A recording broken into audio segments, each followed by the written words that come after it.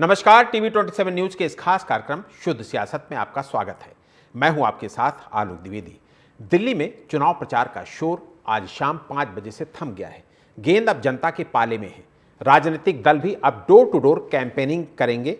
आज हम बात करेंगे इस पूरे चुनाव प्रचार के दौरान किस पार्टी ने कितना दम दिखाया और आकलन करने की कोशिश करेंगे कि किसके दावों पर मतदाता कितना सहमत हो सकता है। प्रचार के आखिरी दिन बीजेपी ने 22 रैलियां की तो आम आदमी पार्टी ने 9 रोड शो किए। आम आदमी पार्टी के लिए अरविंद केजरीवाल, संजय सिंह, दिल्ली की सीएम आतिशी, पंजाब के सीएम भगवंत मान, अभिनेता शत्रुघ्न सिन्हा, अखिलेश यादव और हरभजन सिंह ने भी रोड शो और जनसभाएं की। अरविंद केजरीवाल का सबसे ज्यादा जोर लोगों को बीजेपी से सावधान करने में लगा रहा। उन्होंने कहा कि बीजेपी आ गई तो झुग्गियां खत्म हो जाएंगी, मुफ्त की सुविधाएं खत्म हो जाएंगी, लोगों पर 25,000 का अतिरिक्त बोझ आ जाएगा। आम आदमी पार्टी की प्रवक्ता प्रियंका कक्कड़ ने कहा कि आम आदमी पार्टी के कारण दिल्ली में महंगाई सबसे कम है। वहीं आम आदमी पार्टी की बागी सांसद स्वाति मालीवाल केजरीवाल पर हमलावर बनी रही। बीजेपी की तरफ से सबसे ज्यादा नेता प्रचार अभियान में दिखे। पार्टी की ओर से PM Modi, JP Nadda, Amit Shah, Rajnath Singh, UP के सीएम योगी आदित्यनाथ, उत्तराखंड के सीएम पुष्कर सिंह धामी, एमपी के सीएम मोहन यादव, आंध्र के सीएम चंद्रबाबू नायडू जैसे दिग्गजों ने कमान संभाली। यमुना का मुद्दा, टूटी सड़कें, बजबजाती नालियां और भ्रष्टाचार का मुद्दा बीजेपी ने बेहतरीन तरीके से उठाया। पीएम मोदी ने कहा कि दिल्ली में केवल उन्हीं बच्चों को कक्षा 9वीं के बाद आगे पढ़ने दिया जाता है जिनके पास पास होने की गारंटी होती है। दिल्ली की वर्तमान सरकार ऐसा इसलिए करती है क्योंकि रिजल्ट खराब आया तो उसकी बदनामी होगी। अमित शाह ने कहा कि हम शीश महल को जनता के लिए खोल देंगे। आंध्र के सीएम चंद्रबाबू नायडू ने कहा कि डबल इंजन सरकार ही यमुना सफाई कर सकती है। संबित पात्रा ने कहा कि केजरीवाल ने अपने मित्रों को टैंकर माफिया बना दिया। प्रवेश शर्मा ने कहा कि दिल्ली की ताल कटोरा स्टेडियम का नाम महर्षि वाल्मीकि कर देंगे। अभिनेता रवि किशन ने पूर्वांचल के लोगों से बीजेपी के पक्ष में वोट की अपील की है। उत्तराखंड के सीएम पुष्कर सिंह धामी ने कहा कि आप सरकार के सारे घोटालों की जांच की जाएगी। मनोज तिवारी ने कहा कि मोदी जी की गारंटी में ही दिल्ली का विकास छिपा है। कांग्रेस की ओर से राहुल गांधी और प्रियंका वाड्रा ने मुख्य कमान संभाली। राहुल गांधी ने लगातार केजरीवाल पर बड़े हमले किए। अलका लांबा ने कहा कि सीएम आतिशी ने अगर काम किया होता तो शत्रुघ्न सिन्हा को बुलाकर प्रचार नहीं करना पड़ता। संदीप दीक्षित ने कहा कि केजरीवाल के पास एक ही चाल है, मुफ्त की सेवाएं देना और लोगों को गंदगी में रखना। आरोप प्रत्यारोप और वादों का यह सिलसिला काफी लंबा है। सवाल यह है कि क्या दमदारी से किया गया प्रचार मतदाता का नजरिया बदल सकता है? क्या मुद्दों की समझ जनता से ज्यादा नेताओं को होती है? राजनीतिक दलों के वादों का जनता कितना भरोसा करती है? क्या वोटरों का बड़ा तबका स्वयं के फायदे के अलावा कुछ नहीं देखता है? क्या भ्रष्टाचार की जांच का भरोसा जनता के गले नहीं उतरता है? ये तमाम सारे सवाल जिनका जवाब अपनी चर्चा में हम तलाशने की कोशिश करेंगे और हमारे साथ इस चर्चा में शामिल होने के लिए तमाम खास मेहमान भी जुड़ेंगे, जिनमें से मुख्य रूप से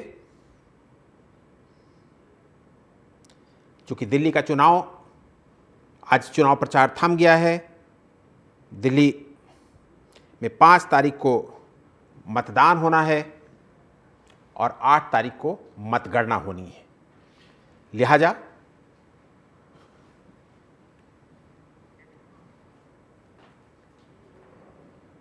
अब डोर टू डोर कैंपेन पर सारे प्रत्याशी जोर दे रहे हैं।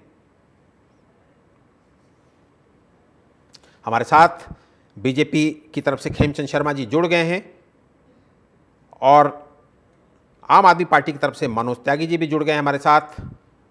खेमचंद शर्मा जी के पास चलेंगे। खेमचंद शर्मा जी, आपका स्वागत करता हूं इस चर्चा में शामिल होने के लिए।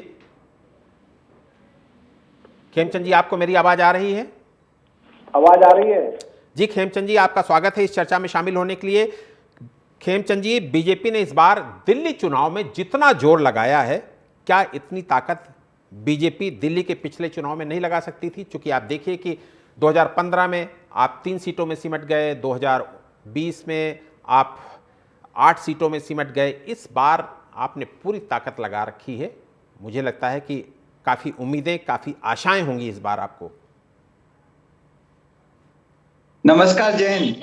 ना सिर्फ भारतीय जनता पार्टी के कार्यकर्ताओं ने बनाने में पूरी ताकत लगा रखी है। जनता चाहती है कि अब कर बदलाव हो, जनता चाहती है कि आपदा दिल्ली से बाहर जाए ताकि भाजपा आ सके। जब डबल इंजन की सरकार होगी, अच्छी सड़कें बनेंगी, 13,000 डीटीसी की नई इलेक्ट्रिक बस आएंगी। जब डबल इंजन की सरकार होगी, यमुना साफ होंगी, साफ सुथरा पानी मिलेगा, पूरी साल पानी मिलेगा, सबको पानी मिलेगा। जब डबल इंजन की सरकार आएगी तो प्रदूषण की समस्या को खत्म करेगी। जब डबल इंजन की सरकार आएगी तो स्कूलों में जो 40,000 वैकेंसी खाली पड़ी हैं, जिसकी वजह से बच्चों की पढ़ाई नहीं हो पा रही है, मैथ और साइंस नहीं पढ़ पाते, वो पढ़ाई हो पाएगी और बच्चे प्राइवेट स्कूलों में जाने की बजाय सरकारी स्कूलों में ही पढ़ पाएंगे। जब डबल इंजन की सरकार आएगी तो जिस तरीके से केंद्र के hospital AIIMS, Safdarjung, RML, Lady Hardinge अच्छे तरीके से काम करते हैं, वैसे ही स्टेट हॉस्पिटल को भी अच्छा बनाया जाएगा। जब डबल इंजन की सरकार आएगी तो बहनों को सम्मान राशि मिलेगी, 2500 रुपए मिलेंगे, 500 रुपए में उनको गैस सिलेंडर मिलेगा। जो हमारे बुजुर्ग माता बहनें हैं, उनको भी प्रॉपरली जो पेंशन की व्यवस्था है वो की जाएगी। अब हम सब जानते हैं कि इससे पहले केजरीवाल जी ने एक नई पेंशन ऐड नहीं करा, वो कह रहे हैं कि हम सम्मान राशि देंगे। वहीं हम जैसे मेरे जैसे टैक्स पेयर्स को जो आदरणीय प्राइम मिनिस्टर मोदी जी ने लाभ दिया है, उसका भी सीधा असर इन चुनावों में पड़ने वाला है। मेरे जैसे टैक्स पेयर्स को 1 रुपए से लेके 1,10,000 रुपए तक का बेनिफिट जब हम टैक्स भरेंगे तो उसमें होने वाला है। और ये बहुत ही बड़ा बेनिफिट है, जिससे हम लोग अपना सामान खरीद सकते हैं, इन्वेस्टमेंट कर सकते हैं, नई प्लानिंग कर सकते हैं, घर वालों पे और खर्चा कर सकते हैं। तो मिडिल क्लास को जो मजबूत करने का काम मोदी जी ने किया है, उसका भी असर दिख रहा है। 1 करोड़ गिग वर्कर दिल्ली में, ऐसे बहुत सारे लाखों की संख्या में ऐसे वर्कर हैं जो ऑनलाइन ऐप के साथ काम करते हैं, रात दिन सेवाएं देते हैं, लेकिन कोई पूछता नहीं। तो आदरणीय प्राइम मिनिस्टर मोदी जी ने, निर्मला जी ने जो बजट में उनका सम्मान करने का काम किया है, उनको गारंटी देने का काम किया है, हेल्थ गारंटी देने का काम किया, उसका फायदा भी इस इलेक्शन में मिलेगा। जी बिल्कुल बिल्कुल। आशीष जी हमारे साथ जुड़ गए हैं, कांग्रेस प्रवक्ता हैं। आशीष सैनी जी, आपका स्वागत करूंगा इस चर्चा में शामिल होने के लिए। आशीष जी, आज चुनाव प्रचार थम गया। कांग्रेस जिस बूम के साथ, जिस ताकत के साथ इस चुनाव में उतरी, वो प्रचार कहीं देखने को नहीं मिला। ये उम्मीद की जा रही थी कि यहां पर राहुल गांधी, प्रियंका गांधी वाड्रा, मल्लिकार्जुन खड़गे, ये पूरी टीम उतर पड़ेगी, लेकिन गिने चुने प्रोग्राम ही इन नेताओं के देखने को मिले। देखिए, हम भारतीय जनता पार्टी के मुकाबले में अगर संख्या के हिसाब से देखा जाए तो निश्चित रूप से आप कह सकते हैं कि कांग्रेस के नेताओं कार्यक्रमों की संख्या कम रही। लेकिन प्रभाव अगर मैं एक सैंपल के रूप में बताना चाहूं, पूरा चुनाव भारतीय जनता पार्टी धार्मिक ध्रुवीकरण के मुद्दे पर लड़ा करती थी। इस बार कांग्रेस के कैंपेन में मजबूत होने के कारण उनको स्थानीय जनता के मुद्दों पर चुनाव लड़ना पड़ा। उनके भाषणों के हिस्से लगभग वही रहे जो स्थानीय मुद्दों पर था। लेकिन आप ये बताइए ना, जिस चीज का दावा अभी खेमचंद शर्मा जी ने किया कि हमने दिल्ली की सरकार को ये वादे किए, इनमें से अगर एक भी वादा किसी भी भाजपा शासित राज्य में पूरा हुआ हो या इन्होंने करके दिखाया हो तो बताने का काम करें। हरियाणा में और राजस्थान में इन्होंने 500 रुपए का गैस सिलेंडर देने की घोषणा की। तो बताइए ना कि इनको गैस सिलेंडर 500 रुपए करने में समस्या क्या है, कौन सी दिक्कत आ रही है? पेट्रोल और डीजल की महंगाई पर जो महंगाई का असर है वो पेट्रोल और डीजल के मूल्यों को कम करके हो सकता है। जो पहले के मूल्य है उसमें जो टैक्स इन्होंने बढ़ाए हैं वो घटा सकते हैं। उसके अलावा किसानों की बात हो या फिर बिजली की बात हो, दरें महंगी हो रही हैं इसलिए क्योंकि ये अपने मित्र विशेष को कोयले की सप्लाई का ठेका दे देते हैं, तो 12,000 करोड़ रुपए का और खर्चा बढ़ता है। बिजली की दरों की हर जगह बढ़ोतरी हो रही है, उत्तर प्रदेश में भी और वहां पर भी। तो दिल्ली में किस मुंह से कह रहे हैं कि हम सस्ती बिजली देंगे? ये सारी चीजें जो इन्होंने वादे और घोषणाएं करते हैं उन पर कभी पूरा नहीं हुआ।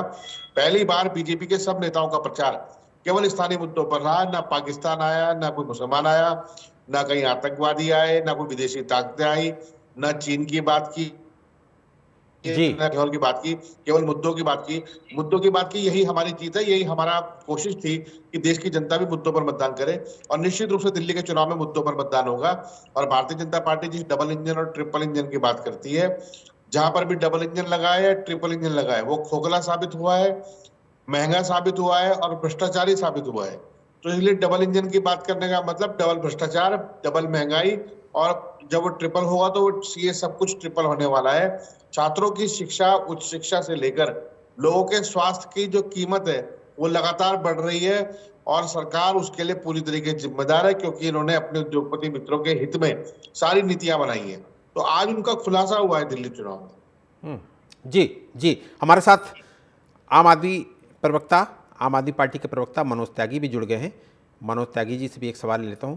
मनोज त्यागी जी, आपका बहुत स्वागत करूंगा इस चर्चा में शामिल होने के लिए। मनोज त्यागी जी, 2013 में आपने कांग्रेस पर भ्रष्टाचार का आरोप लगाया था।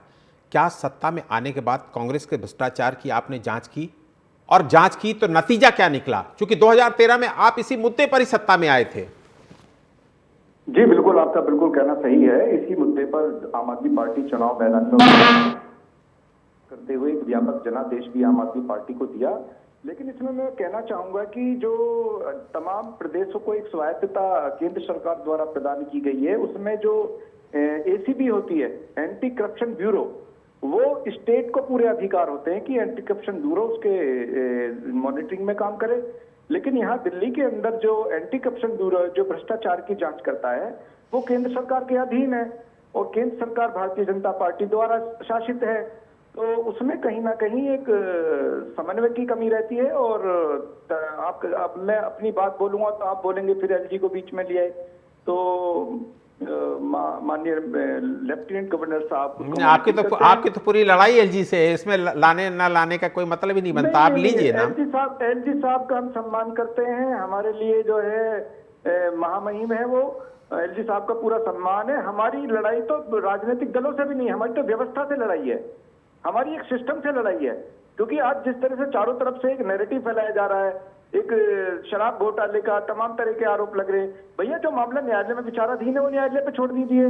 और रही बात आज तक जितनी भी रैड डली है वहां पर, चाहे वो आईपी की रैड डली हो, किसी की भी जो भी, चाहे ये तुम्हारा ईडी और सीबीआई की जो रैड डली है, इसमें कुछ भी साक्ष्य मिला हो तो ये मामला जो न्यायालय में विचाराधीन है वो न्यायालय में छोड़ दीजिए। अब तो सबसे बड़ी जो अदालत है वो जनता की अदालत है। और आज चुनाव प्रचार समाप्त हो चुका, सभी राजनीतिक दलों का 2 दिन की प्रतीक्षा और कर लीजिए। जी जी, ठीक है, ठीक है, ठीक है। त्यागी जी, आप हमारे साथ बने रहिए। खेमचंद शर्मा जी, 2 सवाल एक साथ मैं आपसे कर लेता हूं। 11 साल की एंटी इनकम्पेंसी का लाभ क्या बीजेपी ले पाएगी? दूसरा सवाल, 25 साल से जो सत्ता का सूखा आप देख रहे हैं, क्या वो वापस सत्ता पा सकेंगे?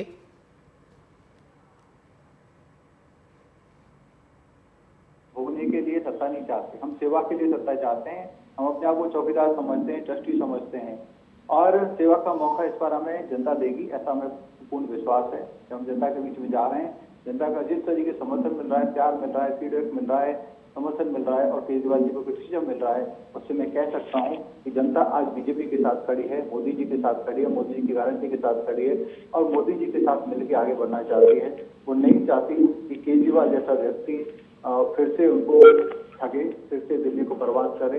तो मैं पूर्ण विश्वास के साथ कह सकता हूँ कि अब की बार जो लंबा समय बीता है जिसमें भारतीय जनता पार्टी की सरकार दिल्ली में नहीं बनी, वो अब खत्म होगा, मनवाद खत्म होगा, बीजेपी की सरकार बनेगी, डबल की सरकार विकास करेगी और मोदी जी की जो गारंटी है उनको 100% इम्प्लीमेंट करेगी और दिल्ली को इस तरीके से डेवलप करेगी कि जो विश्व की अन्य राजधानी है, जैसे वाशिंगटन डीसी है, चाइना की राजधानी है, जापान की राजधानी है, उसी तरीके से यहाँ पे हर सुविधाएं, हर चीजें बेटर होंगी और जो हमारी मूलभूत समस्या है उनका निवारण होगा।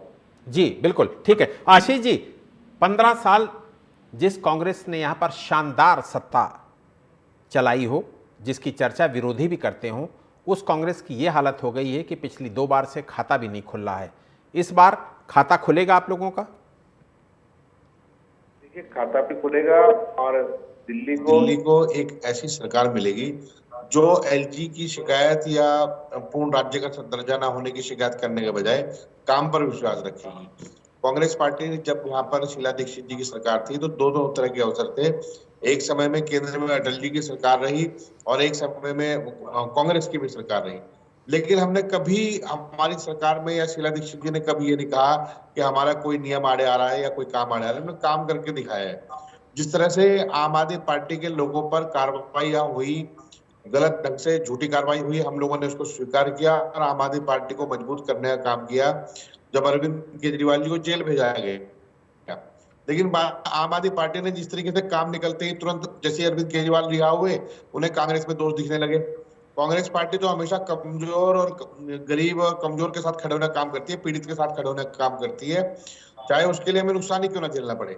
हमने दिल्ली में भी और पूरे देश में भी हमेशा कमजोर व्यक्तियों की लड़ाई लड़ी है, SC ST OBC की लड़ाई लड़ी है, कमजोर आर्थिक वर्ग के लोगों की लड़ाई लड़ने का काम किया, देश की अर्थव्यवस्था के लिए काम किया। वर्तमान में चाहे भारतीय जनता पार्टी केंद्र में हो या दिल्ली की जो सरकार है या जो आम आदमी पार्टी की जो सरकार है, ये जनता को केवल एक बरगलाने में लगी रहती है। झूठ बोलते हैं लोग बार बार, लेकिन सच्चाई से दूर भागते हैं। कांग्रेस की सरकार शीला दीक्षित जी की 15 साल का शासन रहा, कोई सवाल नहीं हुआ, केवल जनता के जो सवाल थे उनके जवाब होते थे, समाधान होते थे और एक बेहतरीन सरकार, उत्तम सरकार देखने को मिली।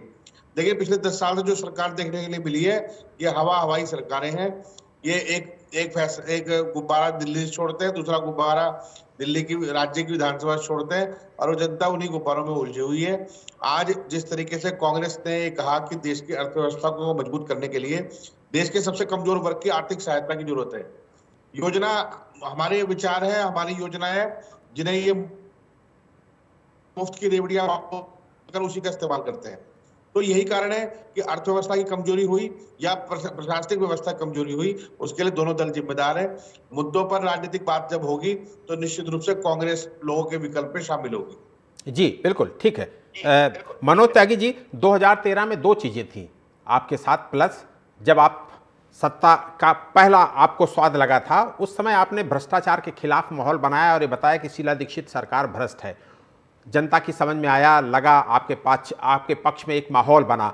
और दूसरा हथियार आपने इस्तेमाल किया था सोशल मीडिया का। सोशल मीडिया के जरिए आपने इतना ज़्यादा प्रचार किया तत्कालीन शीला दीक्षित सरकार का कि ऐसा लग रहा था कि जैसे शीला दीक्षित सरकार आकंठ में डूबी हुई है। आज वही हथियार आपके ऊपर प्रयोग हो रहा है। सोशल मीडिया का हथियार कांग्रेस और कांग्रेस से कहीं ज़्यादा धारदार हथियार इस्तेमाल हो रहा है बीजेपी की तरफ से। जी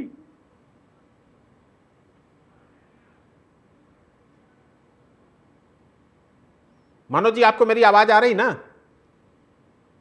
जी जी आप मेरी बात समझ पा रहे हैं ना कि आप जिस भ्रष्टाचार के खिलाफ आपने सरकार बनाई थी, आज उसी भ्रष्टाचार के खिलाफ बीजेपी अपना झंडा गाड़े हुए है और ये बता रही है कि 11 साल में आपने कौन कौन से करप्शन किए, कौन कौन से भ्रष्टाचार किए। और सोशल मीडिया में उसी तरीके से, जिस तरीके से 2013 में आपने माहौल बनाया था, उसी तरीके से माहौल आपके अगेंस्ट पार्टियों ने बना रखा है। देखिए, हमारे लिए तो भारतीय जनता पार्टी हो चाहे कांग्रेस हो, सभी बिल्कुल एक नैरेटिव फैला रहे हैं, एक भ्रामक दुष्प्रचार का सहारा लिया जा रहा है। लेकिन जो दिल्ली की देवतुल्य जनता है, ये बहुत ही समझदार है और ये अपना मैंडेट जब भी देती है बड़ी सूझबूझ के साथ और तमाम विकास कार्यों को आकलन करने के बाद, तमाम सत्यता को परख करने के बाद, तो ये दिल्ली की जनता है, ये बिल्कुल गुमराह नहीं होने वाली। और रही सोशल मीडिया की, सोशल मीडिया का पूरा जमाना है और हमारी पार्टी के पास तो उतना फंड भी नहीं है। तमाम तरह की जो सोर्सेस हैं और तमाम तरह की एजेंसियां वो आउटसोर्स किया हुआ है। ये जो तमाम तरह की विज्ञापन एजेंसियां होती हैं सभी दलों ने, क्योंकि उनके पास पैसा है। लेकिन हमारे पास जनता का आशीर्वाद है और ये जनता का आशीर्वाद ही विधानसभा में प्रचंड बहुमत के साथ अरविंद केजरीवाल जी को मुख्यमंत्री बनाएगा। और दिल्ली की जनता ने मन बना लिया है, क्योंकि उन्हें पता है कि भाई अब तक जो काम हुआ है एक उस व्यक्ति के लिए काम हुआ है जो सबसे अंतिम पायदान का व्यक्ति है। और सभी इस मुख्य धारा में सभी लाभान्वित हुए, चाहे वो कि ऑटो वाला है, चाहे वो कार वाला है, चाहे कोई रिक्शा वाला है, चाहे कोई बड़ी गाड़ी वाला है, छोटी गाड़ी वाला हो या बड़ी गाड़ी वाला हो, सभी लाभान्वित हुए। और आगे भी ये योजनाएं जारी रहें, उसके लिए जनता को अगर विश्वास है तो वो अरविंद केजरीवाल जी की नीतियों पर विश्वास है, अरविंद केजरीवाल जी पर विश्वास है, मनीष सिसोदिया जी पर विश्वास है और तमाम हमारा जो शीर्ष नेतृत्व है जो शिक्षा स्वास्थ्य के लिए काम कर रहा था, दिल्ली के विकास के लिए काम कर रहा था। तो दिल्ली की जनता नहीं चाहती कि इसमें कोई भी अन्य दल आकर बाधक बने, क्योंकि एक विश्वसनीयता का सवाल है और इस विश्वसनीयता को जो विश्वास करती है दिल्ली की जनता, उसने हमेशा मैंडेट दिया है। और मुझे आशा ही नहीं, अभी तो पूर्ण विश्वास है दिल्ली की जनता पुनः हमें आशीर्वाद देगी। जी बिल्कुल। खेमचंद शर्मा जी, बीजेपी बार बार ये कहती है कि बीजेपी सत्ता में आई तो आम आदमी पार्टी के भ्रष्टाचार, आम आदमी पार्टी के करप्शन की जांच करवाएगी। क्या पहले अन्य उन राज्यों में जहां पर आपने दूसरे दलों से सत्ता हासिल की है, क्या उन दलों की जांच आपने करवाई है? देखिए, हर जगह जो करप्ट है उनके खिलाफ हमारी कार्रवाई हो रही है। ये जीरो टॉलरेंस नीति हमारी है करप्शन के खिलाफ। और आम आदमी पार्टी ने जिस तरीके से खुल्लम खुल्ला करप्शन किया है, शराब में 2027 करोड़ से ज्यादा का नुकसान पहुंचाया, 55 करोड़ का इन्होंने शीश महल बनाया, उसमें करोड़ों का घपला किया, इन्होंने 5 लाख का कमरा 35 लाख में बनाया, और वो टॉयलेट साइज के जो कमरे हैं उनको 30-35 लाख में बनाता हुआ दिखाया।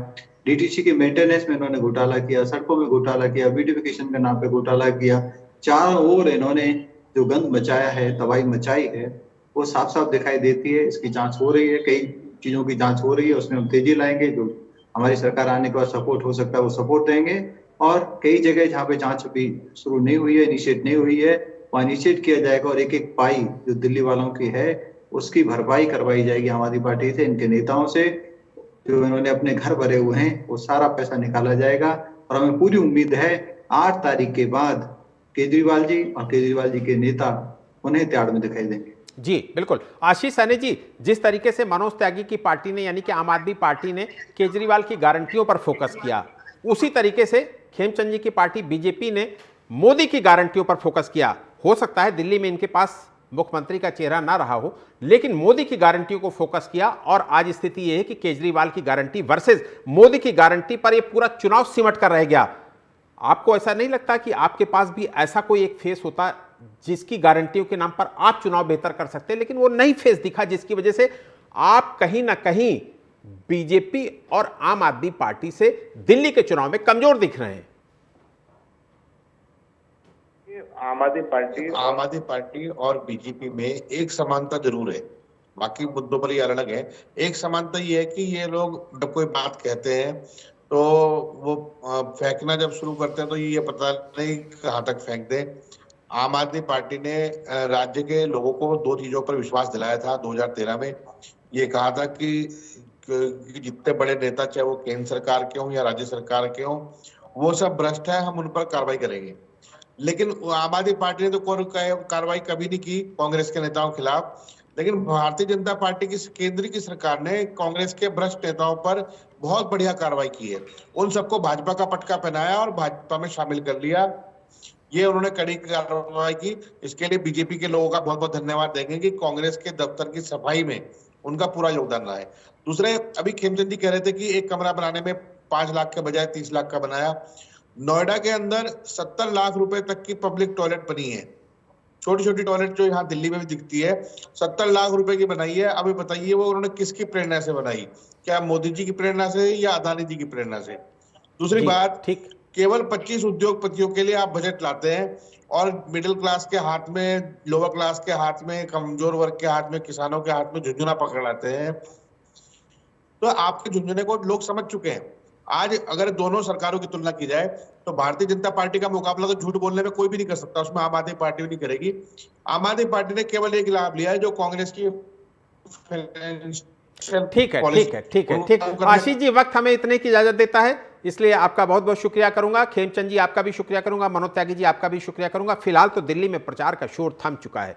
5 फरवरी को वोटिंग है और 8 फरवरी को परिणाम घोषित हो जाएंगे। इसके बाद ही पता चल सकेगा कि दिल्ली विधानसभा चुनाव में इस बार जो युद्ध स्तर का प्रचार अभियान चला था उसका क्या नतीजा निकला, किसका प्रचार अभियान कारगर रहा और किसका फेल हो गया। इस कार्यक्रम में इतना ही।